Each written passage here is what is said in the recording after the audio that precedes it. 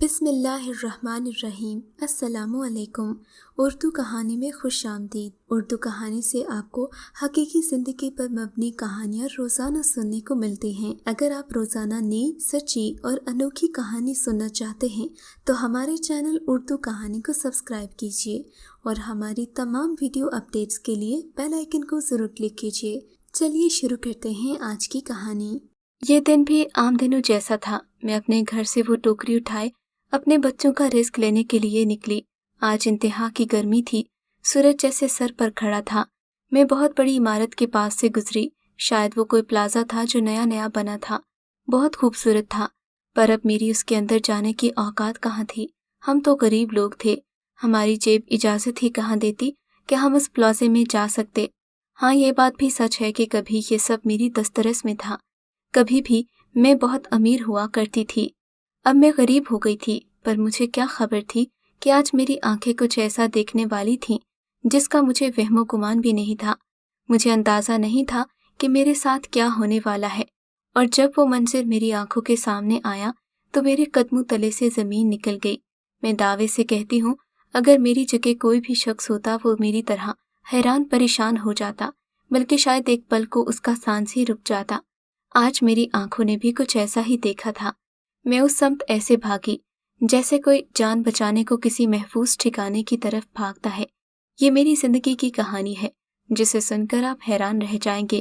میرا نام ثانیہ ہے، میری عمر 17 سال تھی جب میں اپنے محلے کی سب سے خوبصورت اور پڑھی لکھی لڑکی مانی جاتی تھی۔ میں اپنے والد کی اکلوتی اولاد تھی۔ میری والدہ حیات نہیں تھی۔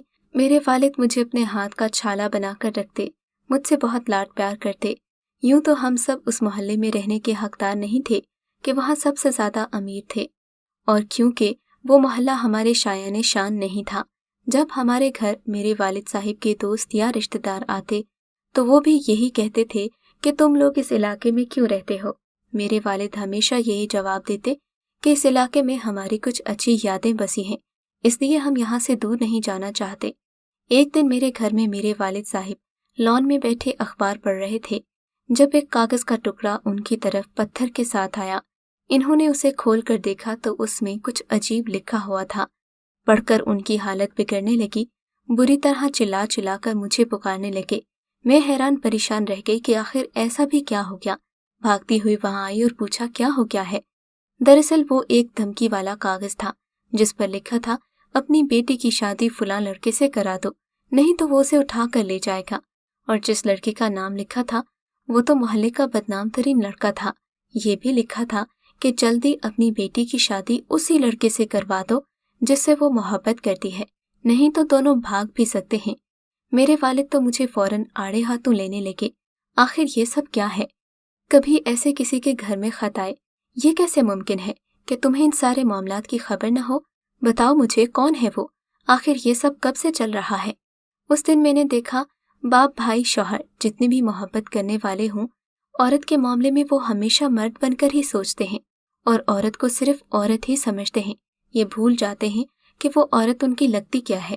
میرے والد نے تو فوراً یقین کر لیا کہ میرا اس سب سے کوئی تعلق ہے۔ میں قسمیں کھاتی چلاتی رہی لیکن انہوں نے میری ایک بات نہیں مانی۔ 2 ہفتے بعد ہمارے گھر ایک رشتہ آیا۔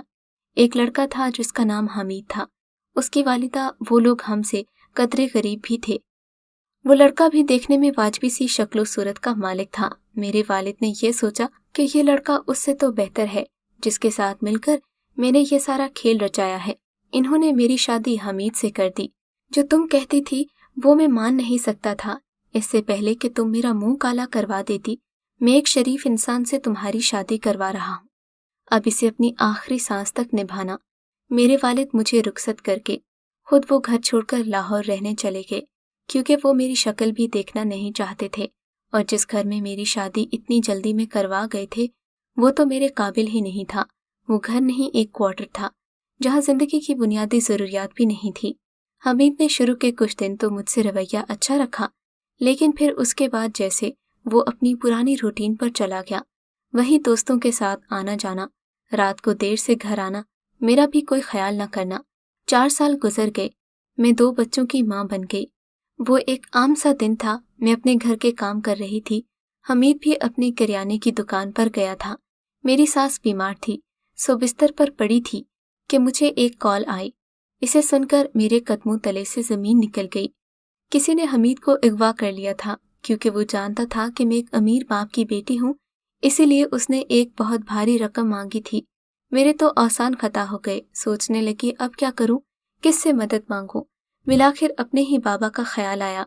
मैंने अपने बाबा को कॉल की, सारी सूरत हाल बताई, मिन्नतें की कि मेरे छोटे छोटे बच्चे हैं, हमीद के अलावा कौन है, इसे बचा लें। लेकिन मसला ये था कि जो रकम मांगी गई थी वो बहुत ज़्यादा थी। इसके लिए मेरे वालिद को अपना सब कुछ बेचना पड़ा। इन्होंने ये सब करने में देर नहीं लगाई। बेटियां माँ बाप के लिए चाहे जैसी भी हों, उनकी तकलीफ में सबसे पहले माँ बाप का दिल ही हिलता है। मेरे पापा ने मेरे लिए अपना सब कुछ बेच डाला। इन लोगों को रकम भिजवा दी, पर ये लोग बहुत खतरनाक थे। दिन रात धमकियां देते कि इन्हें रकम जल्दी चाहिए, पर हमसे रकम का इंतजाम करने में कुछ देर हो गई, इसलिए इन्होंने हमें बहुत बड़ी सजा दे दी। इन्होंने हमीद को जान से मार डाला। हमें उसकी लाश तक वापस नहीं की। मेरी और मेरे बाबा की दुनिया बर्बाद हो गई। मेरा शौहर मर गया, मैं बेसहारा और बेवा हो गई। मेरी सास भी इस सदमे से बच नहीं पाई, वो भी इस दुनिया से चली गई।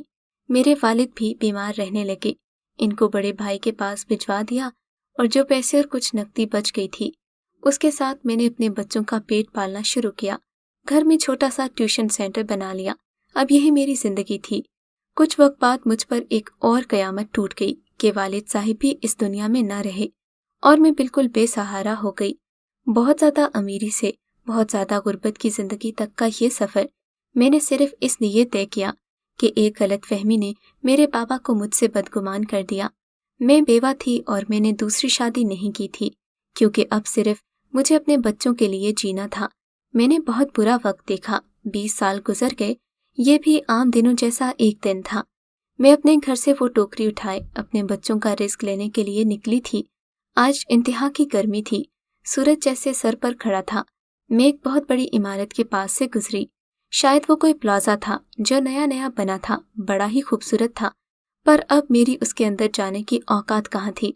हम लोग गरीब थे, हमारी जेब इजाज़त ही कहाँ देती कि हम उस प्लाजे में जा सकते। हाँ, ये बात भी सच है कि कभी ये सब मेरी दस्तरस में था।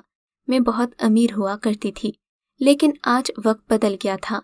इतने में मेरी नज़र हमीद पर पड़ी, जो इस बड़े से प्लाजे से निकला।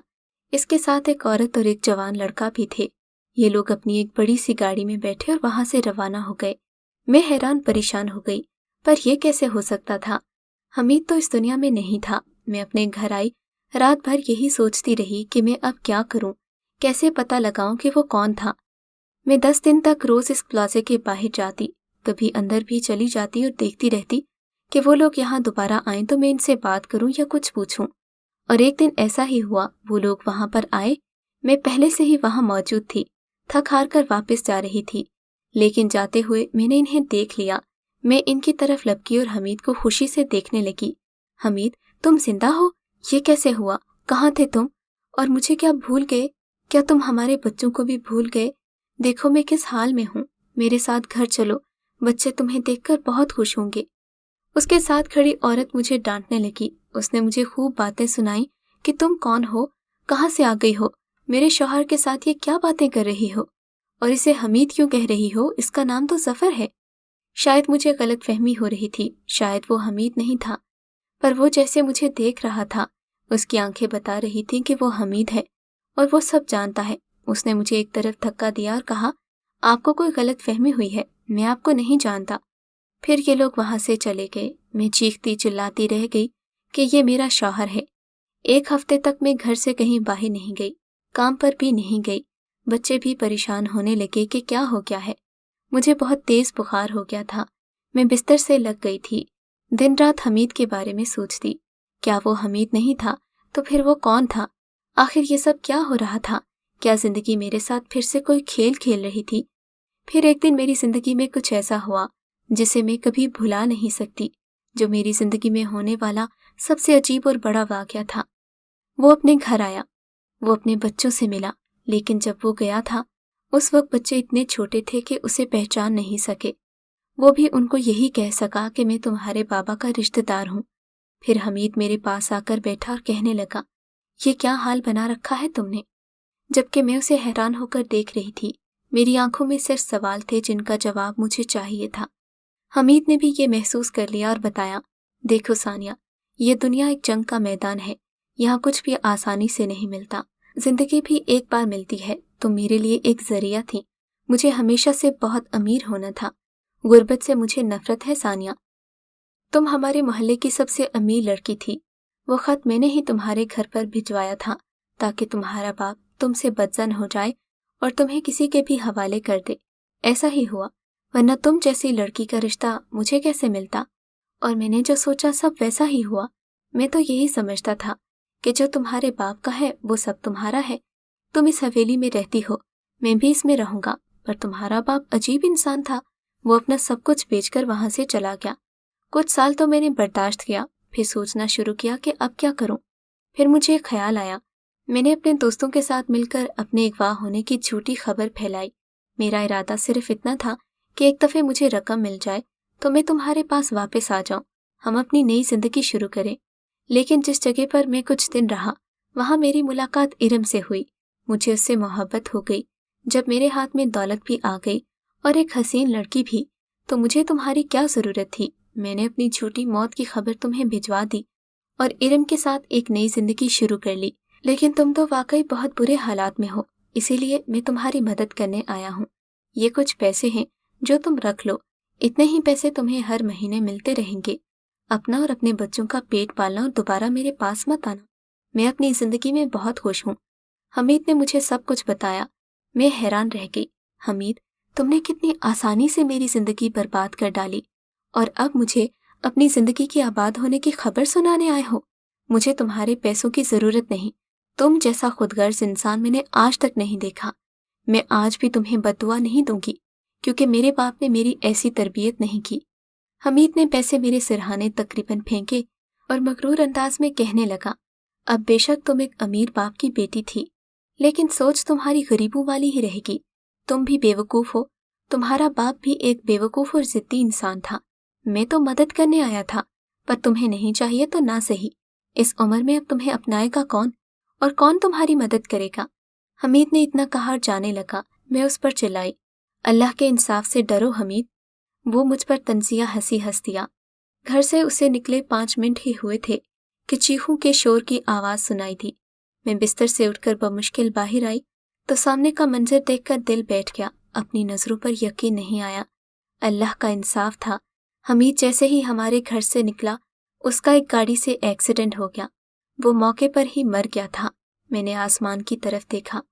मेरे बच्चों ने मुझसे सवाल किया, अम्मा ये कौन था जो आज हमसे मिलने आया था। मैं अपने बच्चों को बता भी नहीं सकी कि ये तुम्हारा बाप था। किसी की जिंदगी बर्बाद करना कुछ लोगों के लिए बहुत आसान होता है, पर वो भूल जाते हैं कि अल्लाह की ज़ात सब देख रही है। मैंने कुछ गलत नहीं किया था, पर फिर भी मेरे साथ हमेशा बुरा हुआ। लेकिन आखिरकार मुझे इंसाफ मिल ही गया।